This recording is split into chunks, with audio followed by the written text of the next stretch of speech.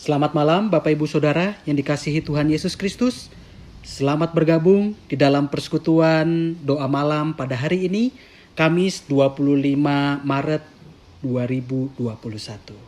Bersama saya, Pendeta Nathaniel Valentino Saleki, kita akan mendengarkan firman Tuhan dan berdoa bersama-sama. Tetapi sebelum itu, mari kita bersama-sama bernyanyi dari Kidung Jemaat nomor 400, Kudaki Jalan Mulia.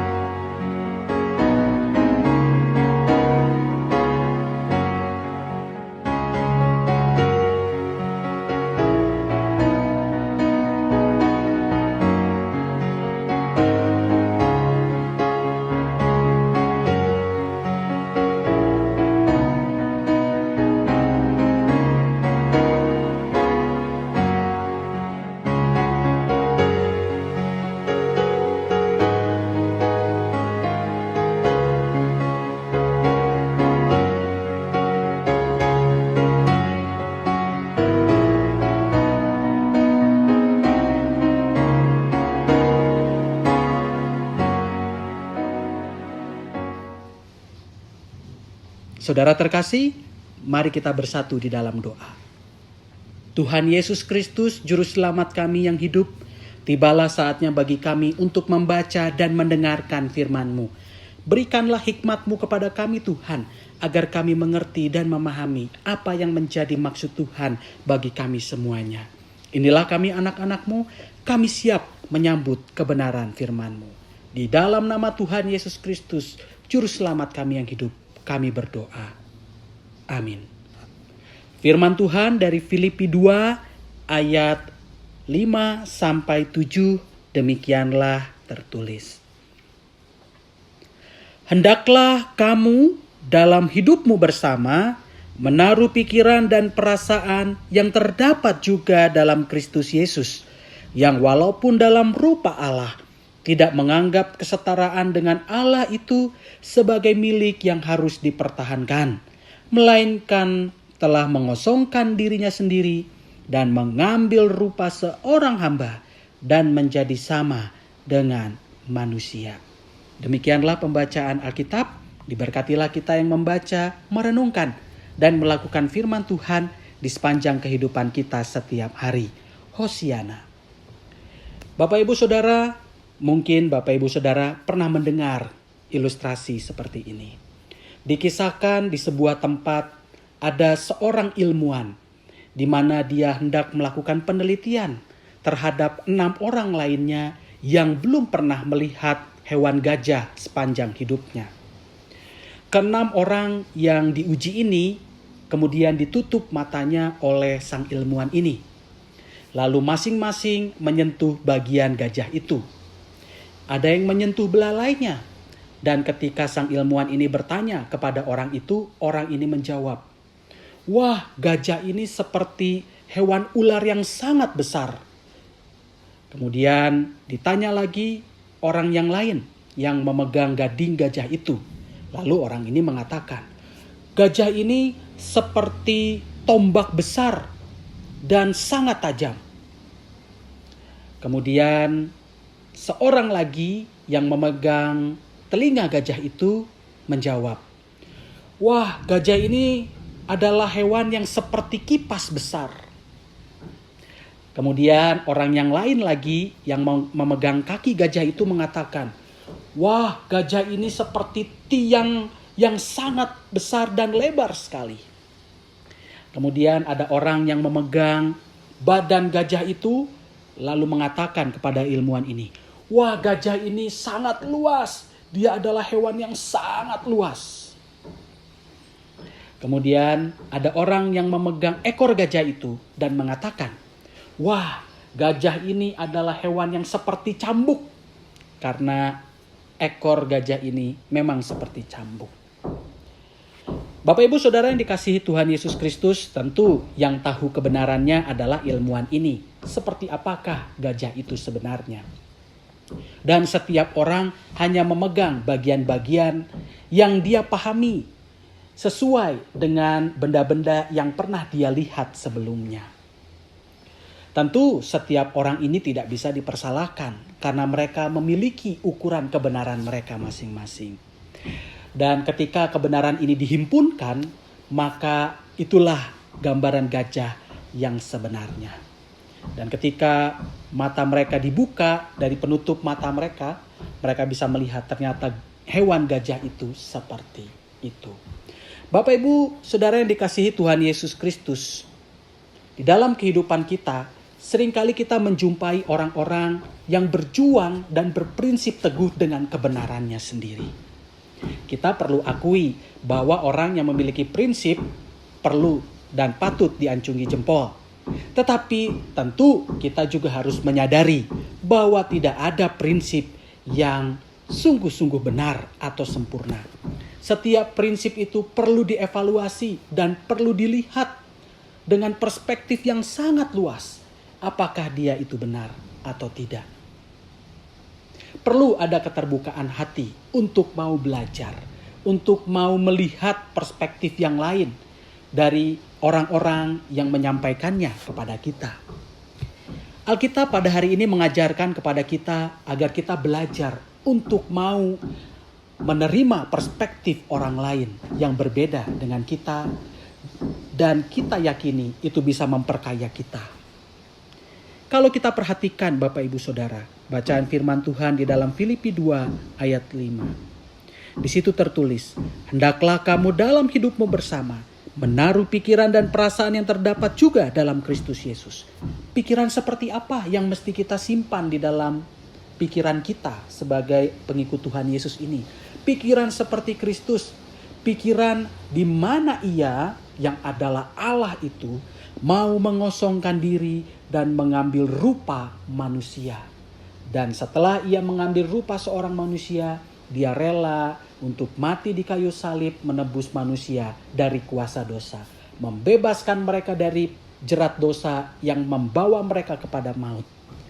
Itulah yang menjadi pelajaran penting bagi kita orang-orang Kristen ketika kita melihat Tuhan Yesus Kristus.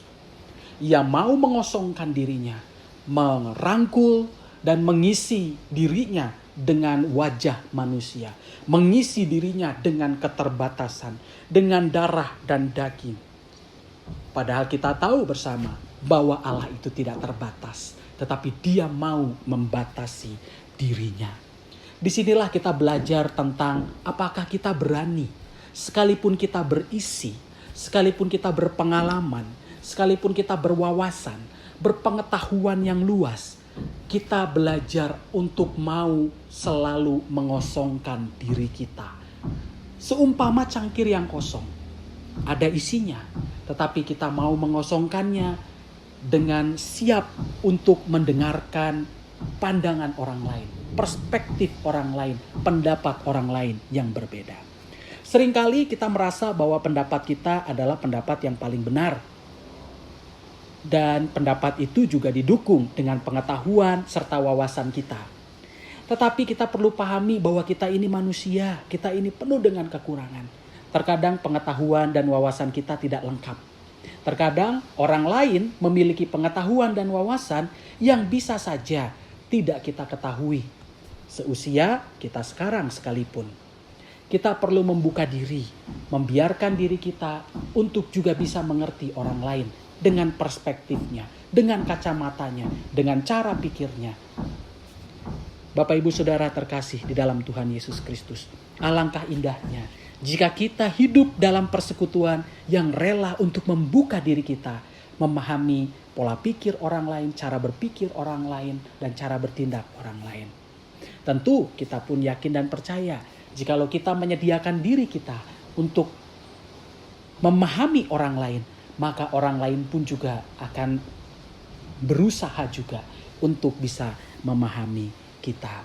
Bapak Ibu Saudara yang dikasihi Tuhan Yesus, inilah yang menjadi perenungan doa malam kita pada hari ini.